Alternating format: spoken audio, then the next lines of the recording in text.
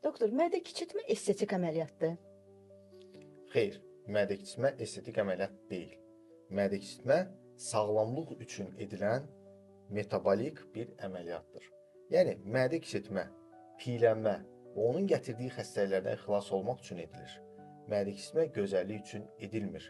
Bədən kütlə indeksi 35 və ondan yuxarı olan, yanaşı xəstəlikləri olan, bədən kütlə indeksi 40-dan yuxarı olan insanlar üçün mütləq mədə kiçiltmə əməliyyatı göstəriş sayılır.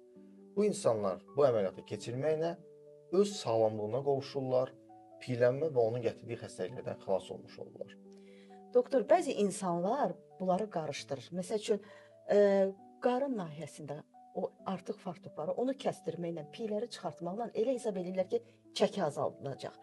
Ona görə də siz bir aydınlıq gətirəsiniz. Bax, mədə kiçiltmə, abdominoplastika, liposaksiya.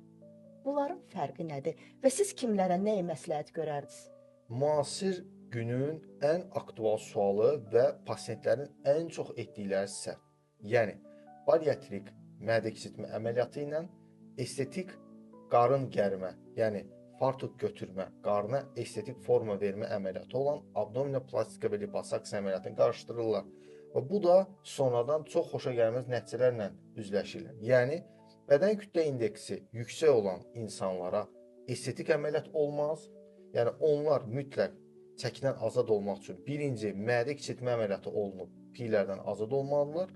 Arıqladıkdan sonra bir il keçir və onlar qarın ön divarına forma vermək üçün, deformasiyanı aradan qaldırmaq üçün o insanlar artıq estetik əməliyyat olan abdominoplastika və bir də konturu dəyişdirmək üçün bel və qarnın müəyyən hissəsində olan liposaksiyadan, yəni lokal piy toxumasını götürən liposaksiyadan istifadə edə bilərlər.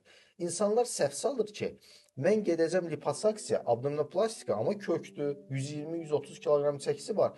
Gedəcəm onu arıqlayacam. Nəticədə çox eybəcər bir hala düşürlər.